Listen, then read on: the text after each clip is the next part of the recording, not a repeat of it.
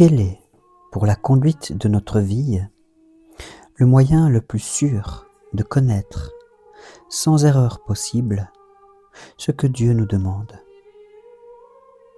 Bien, c'est ce que nous allons voir dans le livre de saint Alphonse-Marie de Liguori, L'art d'aimer Jésus-Christ, dans le chapitre de l'obéissance. Eh bien, nul moyen, aucun moyen n'égale en sécurité et en certitude l'exacte obéissance au supérieur ou au directeur de conscience. Saint Vincent de Paul disait « La volonté de Dieu se trouve particulièrement en la fidèle pratique de l'obéissance, et on ne peut rendre un service plus véritable à Dieu qu'en pratiquant l'obéissance. » Le Saint-Esprit lui-même nous dit, dans le livre de Samuel, « L'obéissance vaut mieux que les sacrifices. » Le sacrifice que nous faisons à Dieu de notre propre volonté, par la soumission de notre libre arbitre à l'obéissance, plaît à la divine majesté plus que tous les autres sacrifices en notre pouvoir. C'est que dans les autres bonnes œuvres comme l'aumône, l'abstinence et choses semblables, nous donnons à Dieu de ce qui nous appartient. Tandis que, en lui abandonnant notre volonté, c'est nous-mêmes que nous lui donnons, et entièrement. Puis, par le dépouillement des biens de la terre et par nos mortifications, nous cédons à Dieu une part de la victime. Mais cette victime, par l'offrande de notre volonté, nous la livrons toute entière entre ses mains. Aussi, quand nous avons dit à Dieu « Seigneur, manifestez-moi au moyen de l'obéissance ce que vous désirez de moi, car je veux l'exécuter en tout », il ne nous reste plus rien à lui offrir. Celui qui s'est ainsi voué à l'obéissance doit se détacher en tout de son propre jugement.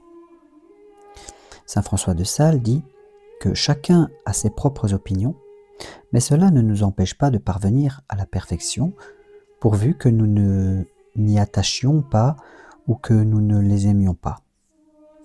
Car c'est seulement l'amour de notre propre opinion qui est infiniment contraire à la perfection.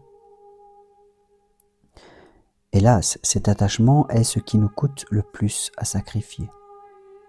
Et voilà pourquoi il y a si peu d'âmes qui se donnent entièrement à Dieu. C'est qu'il y en a peu qui se soumettent en tout à l'obéissance. L'attachement à la volonté propre, jusqu'où ne va-t-il pas chez certains? Il suffit qu'une chose leur soit commandée, fût-elle de leur goût, pour que l'attrait et l'envie de la faire disparaissent, uniquement parce qu'elle leur est ordonnée. Ils n'éprouvent de satisfaction qu'à suivre leur fantaisie. Telle n'est pas la conduite des saints. Ils ne trouvent, eux, leur contentement que dans les actions réglées par l'obéissance. Un jour de récréation, sainte Jeanne de Chantal, au temps de saint François de Sales, permit à ces religieuses de disposer de leur temps, chacune à sa convenance. Et le soir venu, elles allèrent toutes supplier leur sainte mère de ne plus leur laisser pareille liberté. Jamais journée ne leur avait paru aussi fastidieuse que celle-là, où elles s'étaient trouvées dégagées de l'obéissance. C'est une illusion de penser qu'une œuvre quelconque puisse être meilleure que celle imposée par l'obéissance. Suivant saint François de Sales, quitter l'emploi où nous met l'obéissance pour s'unir à Dieu par l'oraison, la lecture, le recueillement, c'est plutôt quitter Dieu pour s'unir à soi-même et à son amour-propre. Et d'après sainte Thérèse, celui qui se livre à une œuvre, même de piété, contrairement à l'obéissance, agit certainement à l'instigation du démon et non par inspiration divine, comme il s'en flatte peut-être. Car, affirme-t-elle, les inspirations de Dieu sont toujours d'accord avec l'obéissance. Aussi, écrit-elle ailleurs, « D'une âme résolue à l'aimer, Dieu n'exige rien d'autre sinon qu'elle obéisse. » Et le père Rodriguez dit qu'une œuvre faite par obéissance l'emporte sur toutes celles que nous pourrions imaginer. Il est plus méritoire de soulever de terre un fétu de paille par obéissance que de faire une longue oraison et de se donner la discipline jusqu'au sang par notre libre choix. Aussi, sainte Marie-Madeleine de Pazzi préférait se tenir en quelque exercice d'obéissance plutôt qu'en oraison. Car, disait-elle, dans l'obéissance, je suis sûre de la volonté de Dieu. Mais aucune autre occupation ne me donne la même assurance. De l'avis unanime des maîtres de la vie spirituelle, il vaut mieux omettre un exercice de piété par obéissance que de l'accomplir en dehors d'elle. Ainsi que sainte Brigitte l'apprit de la Sainte Vierge dans une révélation, omettre par obéissance une mortification, c'est faire double gain. On a d'abord le mérite de la mortification, puisqu'on voulait la faire, et de plus le mérite de l'obéissance à laquelle on sacrifie son désir. Un jour, le célèbre père François Arias alla rendre visite au bienheureux Jean d'Avila, son intime ami. Le trouvant triste et pensif, il lui en demanda la cause. « Heureux êtes-vous, lui répondit le bienheureux, vous qui vivez sous l'obéissance. Vous avez la certitude d'accomplir la volonté de Dieu. Mais moi, qui m'assurera de ce qui est le plus agréable à Dieu?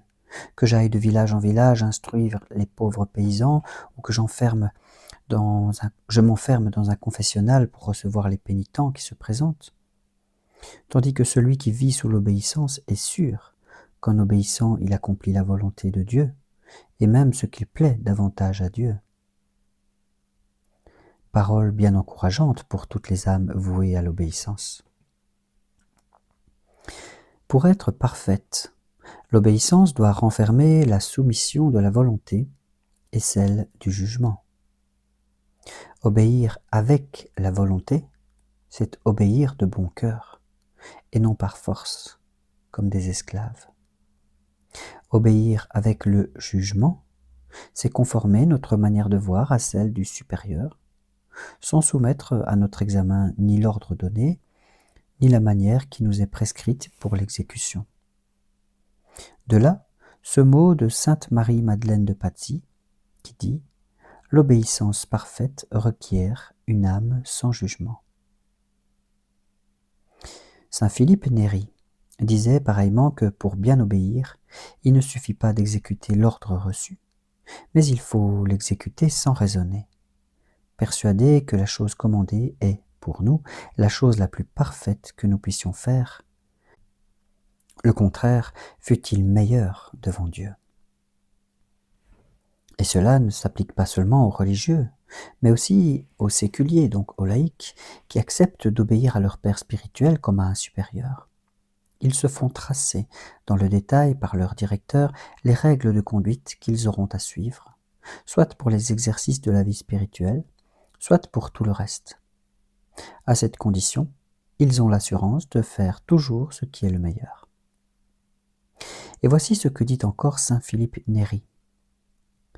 Que ceux qui ont le souci de leur progrès dans les voies de Dieu se soumettent à un confesseur éclairé et prudent, auquel ils obéiront comme à Dieu même. Qui agit de la sorte n'aura pas à rendre compte à Dieu de ses actions. Dans le confesseur ainsi choisi, le saint recommande d'avoir, entre guillemets, une très grande foi parce que Dieu ne permettra pas qu'il se trompe. Et il ajoute, il n'est rien qui déjoue les pièges du démon comme la soumission à la volonté d'autrui dans la pratique du bien, et il n'est rien de dangereux comme de vouloir se conduire d'après son propre jugement. Parlant également de la sécurité que procure, dans notre acheminement à Dieu, la direction du Père spirituel, saint François de Sales écrit que c'est ici l'avertissement des avertissements. Quoi que vous cherchiez, dit le dévot d'Avila, vous ne trouverez jamais si assurément la volonté de Dieu que par le chemin de cette humble obéissance, tant recommandée et pratiquée par tous les anciens dévots. Il dit que l'humble obéissance pour accomplir la volonté de Dieu, c'est celle que les saints, ont le plus conseillé et qu'ils ont le plus suivi. Nous en avons un témoignage dans la vie des saints pères, où la soumission aux vieillards est tenue comme un signe de perfection. Et dans les ordres de l'Église, parmi tous les avantages qu'ils offrent, vous ne trouverez rien de supérieur aux vœux d'obéissance. C'est aussi l'enseignement de saint Bernard, de saint Bernardin de Sienne, de saint Antonin, de saint Jean de la Croix, de sainte Thérèse d'Avila, de Jean Gerson, et l'enseignement unanime des théologiens et des maîtres de la vie spirituelle. Saint Jean de la Croix va presque jusqu'à voir dans le doute sur cette doctrine un doute contre la foi. Voici ses paroles. Ne pas se contenter de la décision du confesseur, c'est orgueil et manque de foi. Et parmi les maximes de saint François de Sales, il en est deux fort consolantes pour les âmes scrupuleuses. La première, c'est « Jamais un vrai obéissant ne s'est perdu ». Et la deuxième, « Il se faut contenter de savoir que l'on fait bien par celui qui gouverne, par le Père spirituel donc, et n'en rechercher ni les sentiments, ni les connaissances particulières. » De nombreux docteurs de l'Église, comme Gerson, saint Antonin, Cajetan, Navarre, Sanchez, Bonaccina, Corduba, Castropalos, et les théologiens de Salamanque, et d'autres encore, enseignent que c'est une obligation grave pour le scrupuleux de réagir contre ses scrupules, quand il y a crainte fondée et que les scrupules n'entraînent un grave dommage pour le corps et pour l'âme, comme serait la perte de la santé ou de la raison. Aussi, les scrupuleux doivent bien plus se faire scrupule de désobéir à leur confesseur que d'agir contre leurs scrupules. Comme conclusion et résumé de ce chapitre, donnons ici l'abrégé de ce que réclame notre salut et notre perfection. Premièrement, renoncer à nous-mêmes. Deuxièmement, accomplir la volonté de Dieu. 3. Prier sans cesse pour obtenir la force de faire l'un et l'autre. Prions avec cette parole du psaume 72. Qu'y a-t-il pour moi dans le ciel, et que désirais-je de vous sur la terre? Vous êtes le Dieu de mon cœur et mon partage pour l'éternité. Mon Rédempteur bien-aimé, ô amabilité infinie, vous êtes descendu du ciel pour vous donner tout à moi. Que chercherais-je donc en dehors de vous, au ciel et sur la terre? N'êtes-vous pas le souverain bien, le seul bien digne d'être aimé? Soyez donc l'unique maître de mon cœur. Possédez-le tout entier. Que mon âme vous aime, vous seul, à vous seul obéisse, et ne cherche à plaire qu'à vous seul. Je laisse les mondains jouir de leurs richesses. Moi, je ne veux que vous seul. Vous êtes et vous serez mon trésor en cette vie et dans l'éternité. C'en est fait, ô mon Jésus, je vous donne entièrement mon cœur et ma volonté. Cette volonté, elle fut autrefois en révolte contre vous, mais maintenant je vous la consacre tout entière. Seigneur, que voulez-vous que je fasse? Oui, dictez-moi vos volontés, puis prêtez-moi votre secours, car je veux vous satisfaire pleinement. De moi et de ce qui m'appartient, disposez à votre gré. J'accepte tout, je souscris à tout. Ô amour, digne d'un amour infini, vous m'avez aimé jusqu'à mourir pour moi. Je vous aime de tout mon cœur. Je vous aime plus que moi-même, et entre vos mains j'abandonne mon âme. Aujourd'hui, je renonce à toute affection terrestre. Je prends congé de tout ce qui est créé autour de moi et je ne veux plus appartenir qu'à vous. par les mérites de votre passion sur la croix, acceptez-moi et rendez-moi fidèle jusqu'à la mort. Ô Jésus, ô mon Jésus, je le veux. Désormais je vivrai pour vous seul. Je n'aurai d'autre amour que le vôtre, ni d'autre souci que l'accomplissement de votre volonté. Soutenez-moi par votre grâce.